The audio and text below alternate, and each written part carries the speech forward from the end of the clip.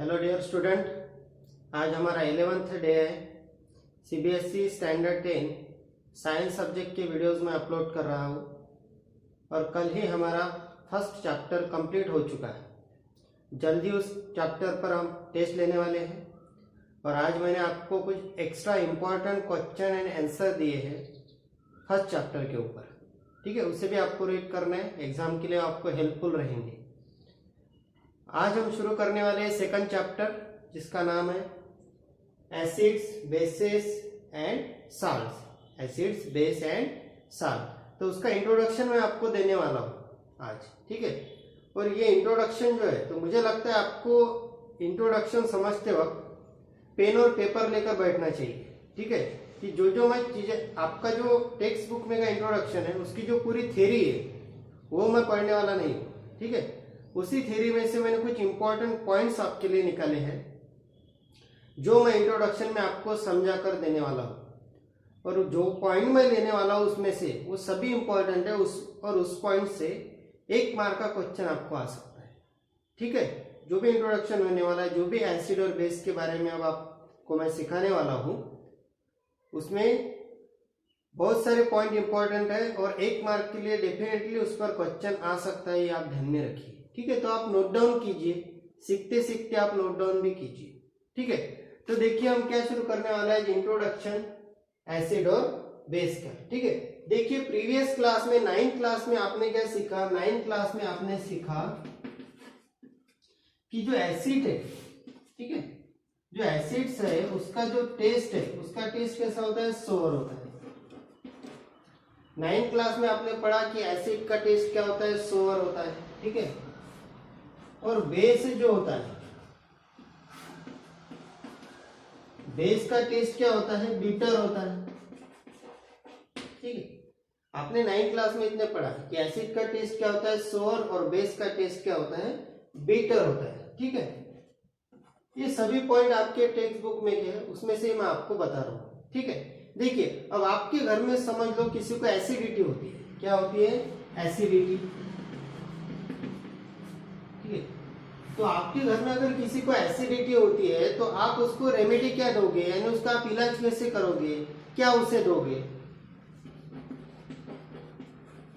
ठीक है, तो रेमेडी यानी क्या दोगे आप उसे, लेमन जूस दोगे या फिर विनेगर दोगे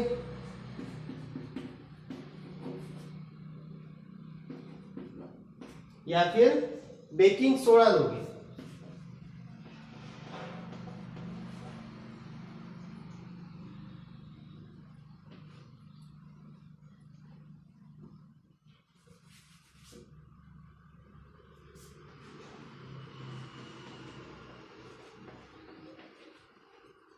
बेकिंग सोडा।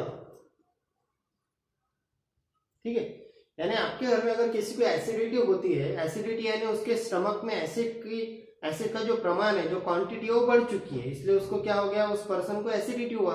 अब उसके एसिडिटी हुआ तो आप उसको रेमेडी दोगे या इलाज के लिए क्या दोगे, कौन सा सब्सटेंस दोगे, क्या आप उसे लेमन जूस दोगे, आप उसे विनेगर दोगे, आप उसे बेकिंग सोडा दोगे। ठीक है, तो आप क्या उसे दोगे, अगर आप उसे लेमन जूस देते हो तो लेमन जूस जो होता है वो लेमन जूस कैसा है, एसिड प्रॉपर्टी वाला सब्सटेंस है, एसिड प्रॉपर्टी सब्सटेंस, यानी लेमन जूस कैसा सब्सटेंस है, एसिड प्रॉपर्टी वाला सब्सटेंस है। विनेगर जो है, विनेगर भी एसिड प्रॉपर्टी वाला सब्सटेंस है। ठीक है, विनेगर भी एसिड प्रॉपर्टी वाला सब्सटेंस है, लेकिन बेकिंग सोडा जो है, बेकिंग सोडा जो है वो बेस प्रॉपर्टी वाला सब्सटेंस है, बेस प्रॉपर्टी सब्सटेंस।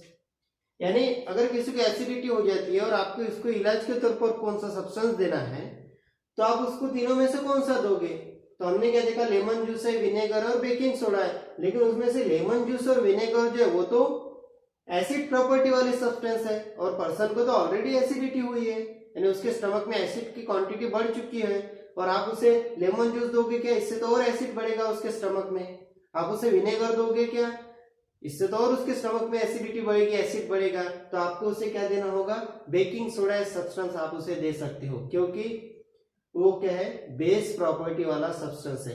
ठीक है, वो क्या करेगा, एसिड का जो क्वांटिटी प्रमाण उसके स्टमक में बढ़ चुका है वो क्या करेगा, उसे कम करेगा। ठीक है, यानी इससे आपने क्या सीखा, इससे आपके समझ में आ गया कि एसिड और बेसिस क्या करते हैं, एसिड और bases are nullify to each other. यानी इससे आपने क्या सीखा, acid and bases, acid and bases nullify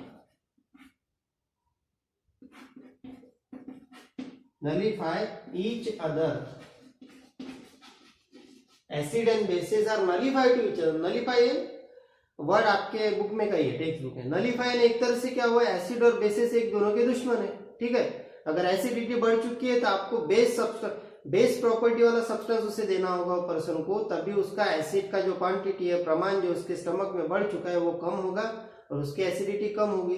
ठीक है, तो आप ये दोनों क्या एक दूसरे के नलीफाई है। ठीक है, तो ये वर्ड आपको ख्याल में रखना पड़ेगा कि कहीं से भी एक मार्क का क्वेश्चन आ सकता है, इसलिए मैं आपको ये थोड़ा सा निकाल कर दे रहा हूँ पॉइंट वाइज। ठीक है, तो आपको अभी तक समझ में आया कि हमने 9th क्लास में देखा कि एसिड का टेस्ट बेस सोर होता है, बेस का टेस्ट बिटर होता है। अगर किसी की एसिडिटी होती है, अगर एसिडिटी होती है तो हमें उसे कौन सा सब्सटेंस रेमेडी के तौर पर देना चाहिए, तो हमें उसे कौन सा सब्सटेंस देना चाहिए, ऐसा सब्सटेंस जो बेसिक प्रॉपर्टी वाला है। ठीक है, एसिड प्रॉपर्टी वाला हम उसे नहीं दे सकते। क्यों, हमने यानी कैसे गेसिंग किया कि हमें उसे बेस प्रॉपर्टी वाला ही सब्सटेंस देना चाहिए, हमें उसे बेकिंग सोडा ही देना चाहिए, हमने कैसा गेस किया।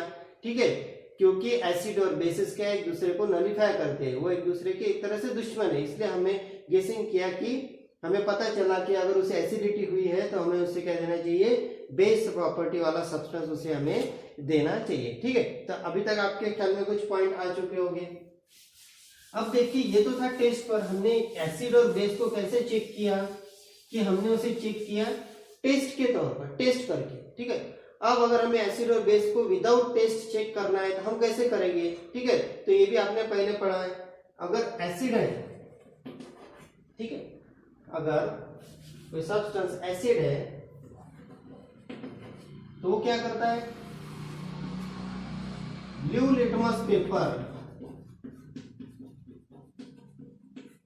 ब्लू लिटमस पेपर को क्या करता है, कन्वर्ट करता है किसमें, रेड में। इस तरह से भी हम एसिड चेक कर सकते हैं विदाउट टेस्ट, यानी उसके हम टेस्ट ले रहे हैं क्या वो सोर है या फिर बिटर है, तो विदाउट क्या कर रहे हैं, without test we can identify the acids और base using the litmus paper. तो फिर अगर वो सब्सटेंस एसिड है तो वो क्या करेगा, ब्लू लिटमस पेपर को रेड में कन्वर्ट करेगा, और वो सब्सटेंस अगर बेस है तो वो क्या करेगा, red litmus paper, red litmus paper को ब्लू में कन्वर्ट करेगा। ठीक है, तो इसे भी एक मार्क का क्वेश्चन उठ सकता है, आया ख्याल में। तो विदाउट टेस्ट हम एसिड और बेस को कैसे आइडेंटिफाई कर सकते हैं, तो हमने यूज किया लिटमस पेपर।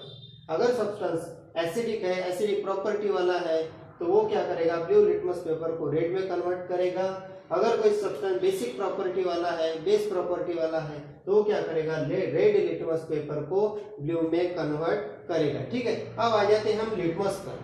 ठीक है, हमने क्या यूज किया यहाँ पर, हमने यूज किया यहाँ पर लिटमस पेपर। ठीक है, तो हम आ जाते हैं अब लिटमस पे।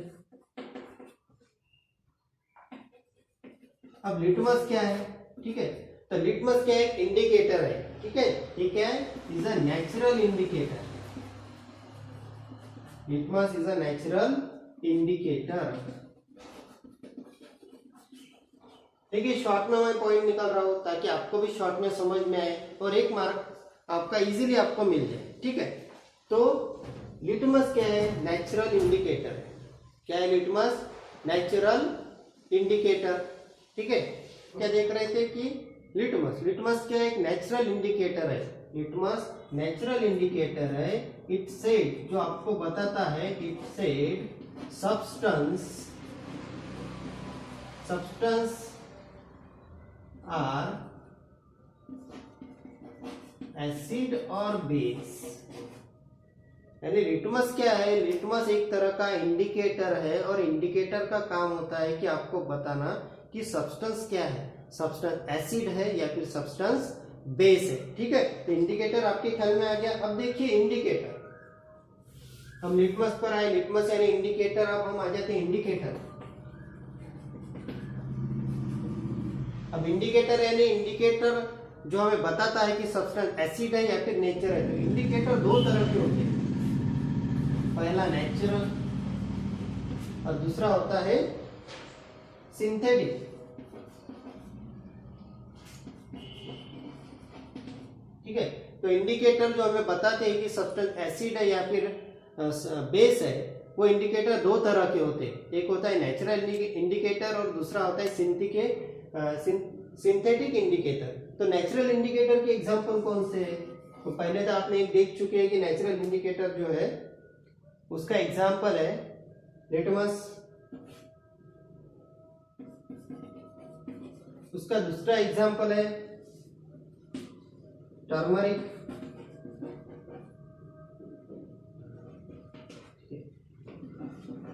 अब जो सिंथेटिक इंडिकेटर होते हैं उसका एग्जांपल है मिथाइल ऑरेंज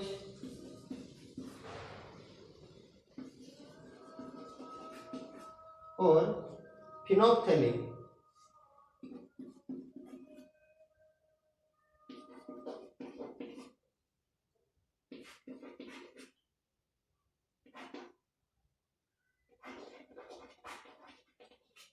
ठीक है, तो दो तरह के इंडिकेटर होते हैं, नेचुरल और सिंथेटिक इंडिकेटर। नेचुरल इंडिकेटर के एग्जांपल मैंने आपको बताया, सिंथेटिक की भी बताया। ठीक है, कहीं से भी एक मार्क का क्वेश्चन आ सकता है, इसलिए मैंने ये पॉइंट निकाल कर आपको मैं शॉर्टली अच्छी तरह से आपको बता रहा हूँ ताकि आपको समझ भी जाए एसिड और बेस के बारे में, और पॉइंट भी आपके दिमाग में चले जाए ताकि एक मार्क आपको इजीली मिल जाए। ठीक है, तो आपके समझ में आ गया। एसिड बेस हमने देखा, शुरुआत में हमने देखा कि हम उसे टेस्ट करके आइडेंटिफाई कर सकते हैं, बाद में हमने देखा कि उसे हम विदाउट टेस्ट करके कैसे आइडेंटिफाई करते हैं। हम लिटमस पेपर यूज करते हैं। लिटमस यानी क्या है? तो लिटमस एक तरह का इंडिकेटर है। इंडिकेटर यानी क्या होता है? इंडिकेटर जो हमें बताता है कि सब्सटेंस एसिड है या फिर बेस है।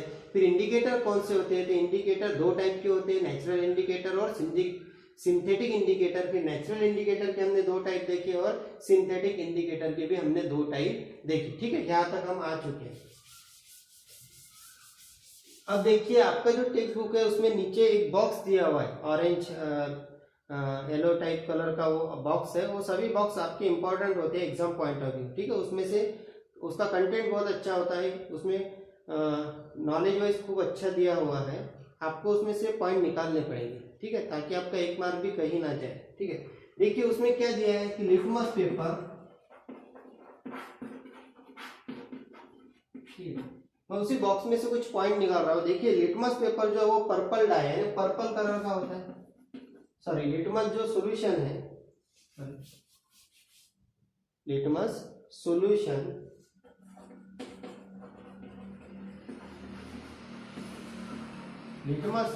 जो है वो है पर्पल डाई, यानी लिटमस सॉल्यूशन पर्पल कलर का होता है एक तरह से। और एक्सट्रैक्टेड यानी वो कहां से आता है? हमने देखा ना कि लिटमस क्या है, नेचुरल इंडिकेटर है। तो नेचुरली ये तो आता कहां से है? विच इज एक्सट्रैक्टेड फ्रॉम, कहां से वो आता है? तो आता है लाइकेन के पास। ठीक है, अब ये लाइकेन क्या है? ठीक है, तो लाइकेन क्या है? लाइकेन प्लांट है, बिलोंगिंग टू। तो लाइकेन क्या है? लाइकेन प्लांट है, और वो कौन से डिवीजन का है? तो वो थाइलोफाइटा डिवीजन का, belonging to division थाइलोफाइटा।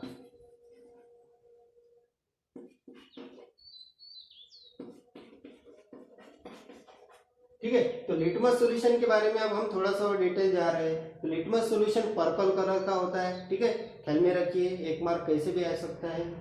Extracted, which is extracted, कहां से आता है ये लिटमस? ठीक है, तो लिटमस आता है लाइकेन। तो लाइकेन क्या है? लाइकेन क्या एक प्लांट है जो डिवीजन थाइलोफाइटा डिवीजन में जो प्लांट लाइकेन प्लांट का करता है, थाइलोफाइटा डिवीजन को बिलोंग करता है, यानी ये डिवीजन में का एक प्लांट है लाइकेन, जहां से क्या आता है? लिटमस सॉल्यूशन आता है जो कि पर्पल कलर का होता है। ठीक है, आपके ख्याल में आ गया? इजी वे में मैंने आपको निकाल के बता दिया है। ठीक है, और लिटमस पेपर जो कॉमनली किस लिए यूज किया जाता है? Litmus paper is commonly used for the indicator, ठीक है, ये भी आपके ख्याल में होना चाहिए। और लास्ट पॉइंट मैं आपको बताता हूँ, litmus paper is neither acidic, और लिटमस पेपर एसिडिक भी नहीं है और वो बेसिक भी नहीं है, ठीक है। उसका कलर क्या होता है, पर्पल, जो हमने अभी देखा। तो लिटमस पेपर क्या है, एक तरह से न्यूट्रल है, वो एसिड भी नहीं है, बेस भी नहीं है, और उसका कलर क्या होता है, पर्पल कलर का वो होता है, ठीक है।